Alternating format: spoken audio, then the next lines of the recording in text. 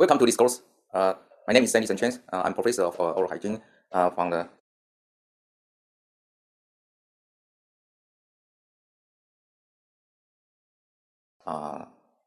Taipei Medical University, College of Oral Medicine, and School of Oral Hygiene. And this course is oral cancer prevention. Today, I would like to let you know about the risk factors and primary prevention approaches for oral cancer prevention.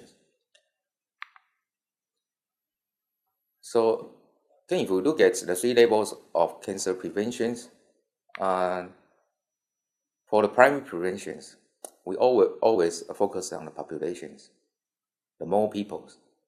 So the primary preventions is the very essential ways and to try to let people away from the diseases. And from population, we can focus on the those asymptomatic cases and how to find them, how to use the better methods to detect the asymptomatic cases. And we use the secondary preventions. And for the tertiary prevention, I think in most countries, we build up so many medical facilities to raise the medical professionals to try to deal with the patients, use the tertiary preventions. Again, these patients, although they are few, but they still need a lot of resources to take care. So the different target population, we use the different methods for the prevention in order to very comprehensive to do the oral cancer preventions. So in this course, we focus on the first prevention, as primary prevention. Now, we need to know what are the risk factors for oral cancer. That's quite important. Okay. Nowadays, we know very well the tobacco, pedocris, and the alcohol are established risk factors for oral cavity cancers. This has been known for decades. For tobaccos, we have so many evidence to demonstrate for the smoking cigarettes have very high odds ratios. From the poor meta-analysis, the poor odds ratio is about 2.87.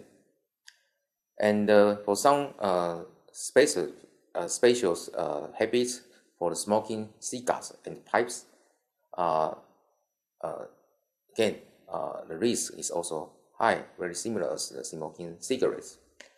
And for smoking bidets, it's also high to reach the poor odds ratio as the 4.0. Okay, and the chewing tobacco is also high as well. And others smoking relatively habits. Those are very strong evidence to show tobacco is a risk factor for oral cancer.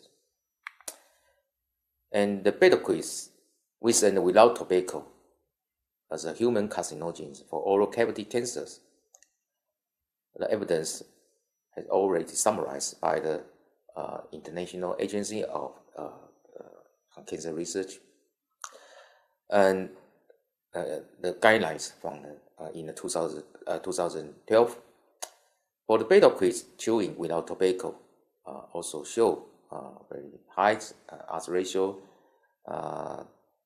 estimated as around 11. So very high risk factor. Very high risk for the oral cancer is strong evidence to demonstrate risk factors of oral fatal quick chewing. And for alcohol, again, it's an established carcinogen for oral cavity cancers. For light drinkers or heavy drinkers, you can see the dose response association with the oral cancer. Demonstrate it's a strong risk factor as well. And the interactions between the tobacco and the alcohol still have some evidence to show its multiplicative interactions, odds ratio around 3.09. And the highest risk was reported for individuals who smoked larger 20 cigarettes per day and consume 2 or more alcohol drinks per day. The risk is also very high. And recently, human papillomaviruses significantly increase the risk for oral cancers, and particularly for the oropharyngeal cancer. It's strongly associated to the HPV infection. So it's another important risk factors right now. And for demonstrated factors, socioeconomic status,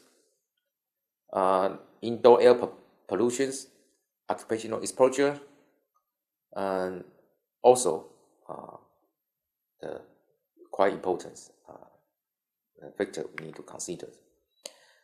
Systematic factors, including HIV infection, immunosuppression, obesity, those are the systematic factors associated with the risk of oral cancer as well. And some risk factors related to lifestyle with the limited evidence, such as marijuana smoking, cat chewing, nicotine replacement therapy, e-cigarettes, alcohol in mouthwashes, meth drinking, and including the dental factors, still need to consider about the chronic mechanical irritation and poor definition, microbial